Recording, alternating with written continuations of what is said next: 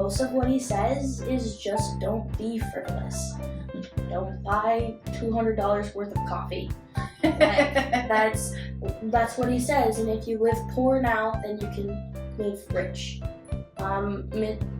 Dave Ramsey says if you live like no one else now, you can live like no one else in the future. Yeah.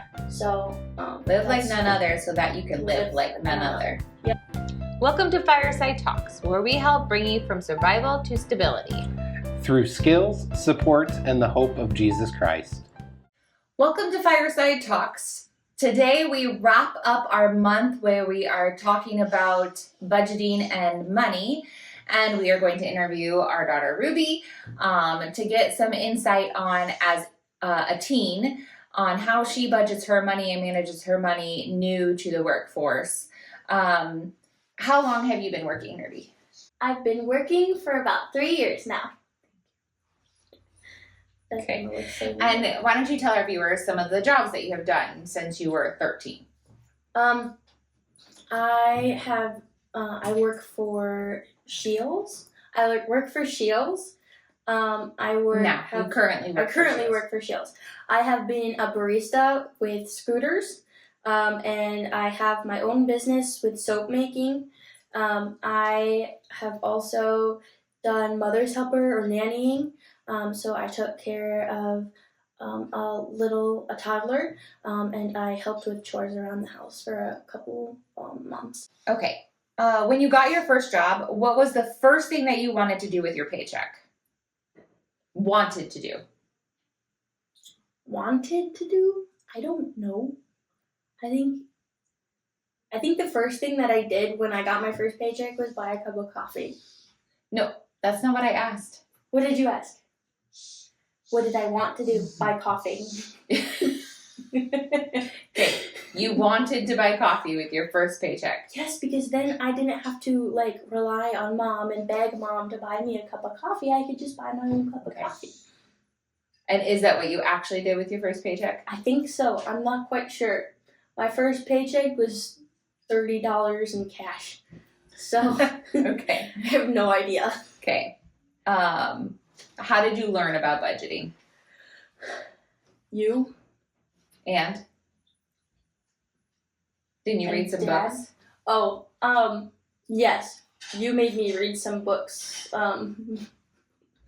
for school. Which was? Dave Ramsey.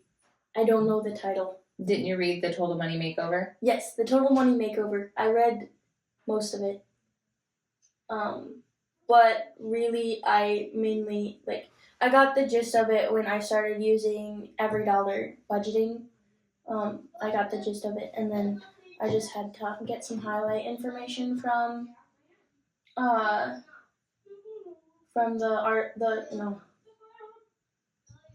Total Money Makeover. But it was hard because the Total Money Makeover, I wasn't reading the teen version. I was reading the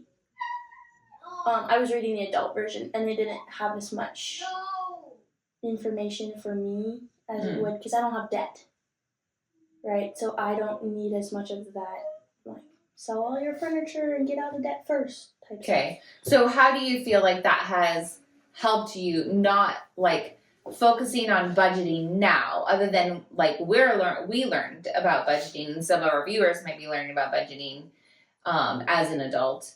How do you think that has helped you be, your view toward money?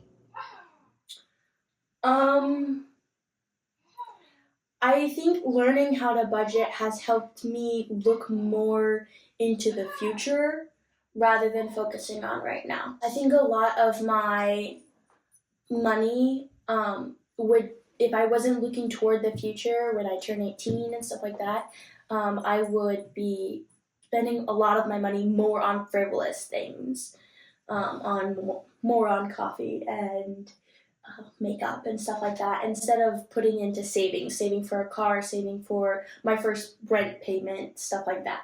You're saying that you would have spent your money more on things for now. So what are you spending your money on? I'm trying to put most of my money in savings to save for a new car, because my car right now just barely works. So I really would like I don't need it, but I would really like a new car, and so that's what I'm putting savings in for. I put it in a bank account. I put it in a bank account that I can't see. I can't see the money at all, not like my debit card where I can look at how much money I have in it. I only get a report of how much money I have every 3 months from that bank. And so it's not as easy to spend that money because I have to go all the way to the bank and withdraw money in person rather than just looking at it and swiping to move my money. Okay. That didn't really answer the question though, did it? I said, what did you spend your money on? Yeah. Well, I have a couple payments right now because I do pay for my car insurance or some of it, and then I also pay for my phone. So I do have a couple payments that I have to be responsible for. I also pay for a gym membership, but that's only a once a year payment, so I just have to pay attention. I have it written in my calendar in big bold letters saying, okay, this is the payment. I have to make sure I have money in that for that month. Yeah. Does that answer your question? And then I do buy frivolous things, like coffee. But budgeting for those things that you want to spend your money on Mhm. allows you to have a little bit of money to spend those Yeah. on those little things. Yeah. Okay. Tell us a little bit more about how you track your money and your spending. How I track. So on my phone, I've downloaded the Every Dollar budgeting app with Ramsey Solutions. And I go on my computer at the beginning of the month, which I have to do today, and I estimate how much money I'm going to be making for each paycheck because I get 2 a month, and so I estimate how much money I'm going to earn, and then I split it up with every dollar, every cent. I split it up into sections on my car payment, my phone payment, this month I have to pay for my gym, and then like self-care is my coffee and whatever else I want to spend my money on. And then I also have a little section for savings. I'm saving for 2 specific things, for my first rent payment and my next car. Those are the 2 things that I put money away into that bank account that I can't see every month. Did I answer the question? Okay.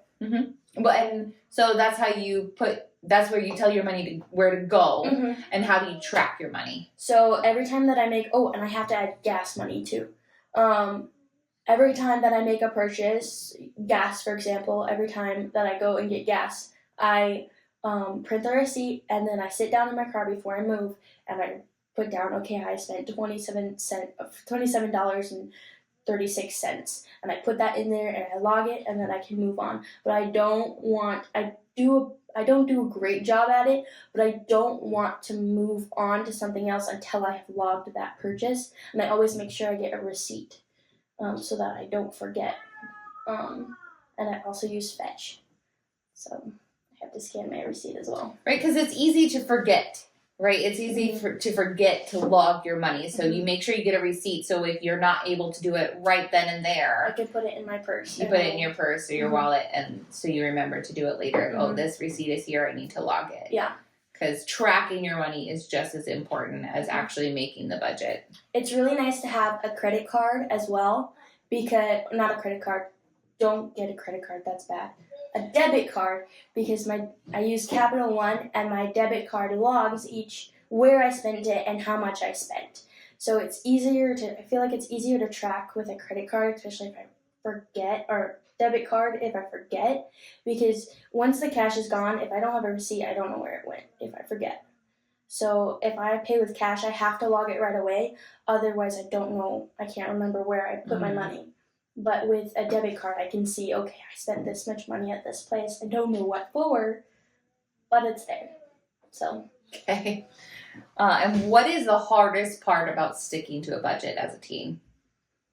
There's so many, little things. I don't know, my friends will text me, hey, do you want to go get coffee?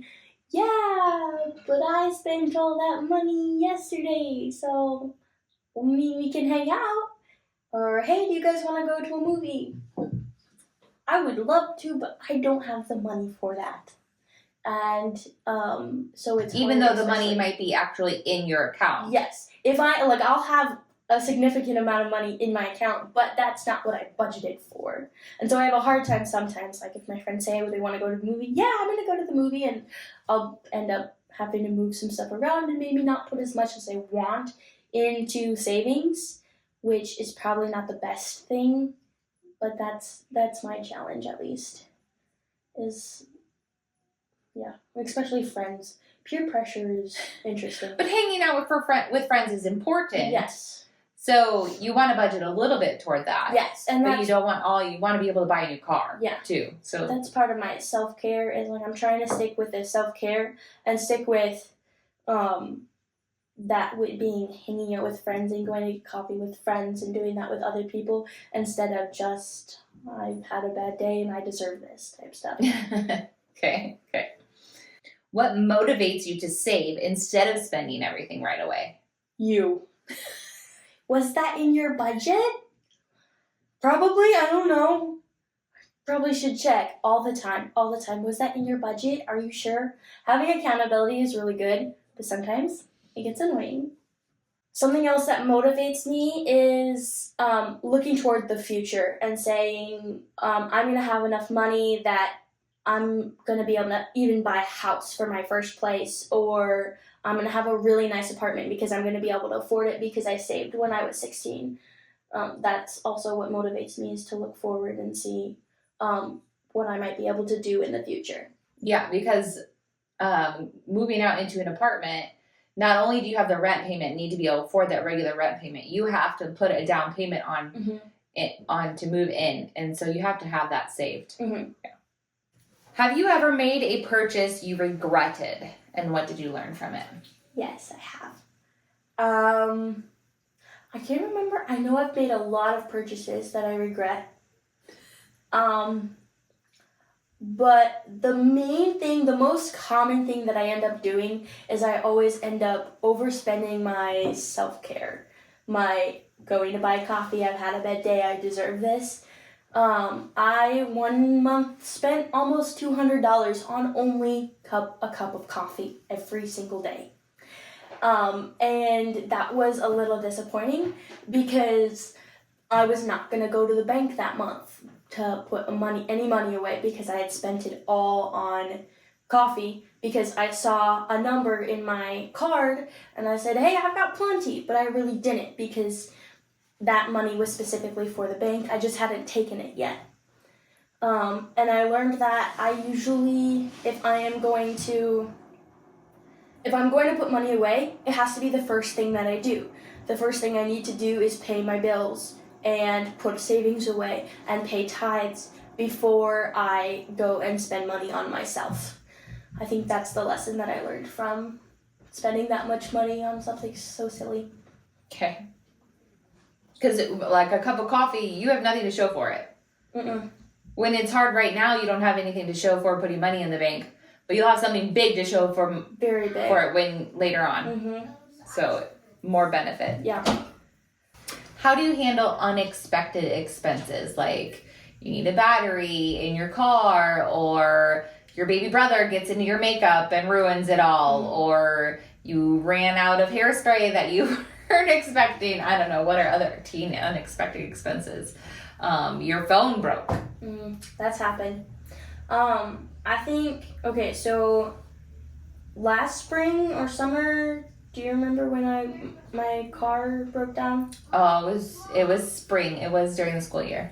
Yeah, so last spring, I got into my car after class and I tried to turn the key and it just wouldn't start. And I'd been having problems that winter with my battery, and we knew I was going to have to replace it, but I didn't know when. And that day was when. I was going to have to buy a battery that day because I could not get my car to start. So what I ended up doing is I did have money in my bank account, so I did end up buying it with my debit card. But I had been putting away, I had in savings, in the account that I can't see, I had been putting away about $100 to $200 into an emergency fund. This emergency fund had enough money in order for me to buy that battery without hurting my initial budget. Every month I was taking about $100 to $200 and putting it in my bank account that I can't see, so I wouldn't spend it, so that in case something happened, like my battery stopped, or my computer was fried, or my phone got fried, which has all happened, I was able to use that money to buy that new thing that I needed in order to keep going. Okay. Have you tried comparing prices or shopping smarter to stretch your money, and how do you go about doing that? I have. It's a little bit different for me than it would be for you to like compare prices and stuff like that, because you are comparing prices at a grocery store to make sure that we all have enough food. Sure. While I am making sure that I don't shop at Sephora and I shop at Target. Okay. So it's a little different, but I have, and really it's just checking, like, I don't know, I oftentimes will find, like, if I'm shopping and I have a specific thing that I'm shopping for, but I see this, ooh, I like this, I'm gonna go check Amazon, I'm gonna go check Walmart and see if they have this thing for cheaper, or if they have a dupe. If they have something that's like this but isn't name brand. Also, like, just look at different places to find that thing. And I'll also shop at cheaper places. So Walmart, Target, those places instead of Sephora and Ulta and Shields. Okay. What kind of financial advice do you wish someone would have told you before you started working? I have no idea. Okay. What advice do you think that you received was the most valuable before you started working and making more money? I have no idea. Okay, rephrase. What do you think is the most important thing to let other people know before they start working or as they start making more money? What do you think is the most important thing to do?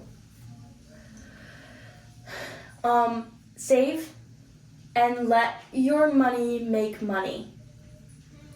You're not gonna, if you set $20 in an envelope in your closet, it's not going to make more money. It's just gonna sit there, and eventually it'll become less than it already is. Put it in a bank. At least you'll be getting interest. Try and find a bank account that you can get more interest out of. It's just, that's hard. It's hard right now, yeah. Okay. Yeah. Okay. How do you think your view on money has changed since you started working compared to when you were getting like maybe $30 a month from us? So Yeah. compared to that to now you make About almost $1,000 a month. How do you think your view on money has changed? A lot differently. I almost think that because I have more money, I'm more carefree about what I spend it on. Because when I was 12 years old and getting $30 a month from you guys, Mom and Dad bought an Alexa show, and I wanted an Alexa show so bad. And so I waited 3 months, and I I had to give tithes, so I put about $15 to $20 in my savings, and until I had built up enough money to buy that show. And then I had nothing, but I had that show, and I still have it downstairs today. So I feel like sometimes I've become a little more carefree because I make more money, but I'm also able to put more money away and look toward the future. to like and have the freedom instead of I don't have any money. Like literally I don't, and I have to go beg mom and dad for $7 to go to the movie theater. But now I have that freedom to go hang out with my friends and be able to buy my own gas and do what I want with pretty much what I want with that, and be able to go out with my friends and go to the movies or whatever, and not have to either beg mom and dad or save up for months for that money. Yeah, does that answer? Yeah. Pretty much. You mentioned in there that you had to put money to tithes. Mm-hmm. And this is the first you've mentioned that. Explain what you mean. Tithing is when you give 10% of your earnings to God. Whether God has led you to give to your church, which is probably the most likely, or to a specific mission that you want to serve, but you can't serve with your time, but you can with your money. So it says in the Bible, I can't remember where, it says in the Old Testament, I think like Deuteronomy or something like that, to give 10% of everything you have to the Lord. So every month, when I get my first paycheck, he also says to give the first fruits. So I give the first fruits of my earnings, so my first paycheck, I give 10% of everything that I'm going to earn for the month. So if I earn $1,000, I'm going to give $100 to the Lord. So I give that to Fireside right now. I used to give it to Diamond Willow Ministries in Fort Thompson. And before that, I would give to the church that I was attending. It just really depends. Even as a teen, you give that money. When I was making allowance, we were giving 10% of $10 to the church every month. And I think after building that habit since I was 7 years old has helped me a lot in order to give more money to church. Okay. Any last words on budgeting as a teen? Difficulties or successes with money? There's a book that I'm reading, and you can get it. I think you can get it for free online. But it's called The Art of Money Getting by P.T. Barnum, the circus guy. It's a really good book, and he talks about how to earn money and keep the money that you earn in order to build up wealth. And most of what he says is just don't be frivolous. Don't buy $200 worth of coffee.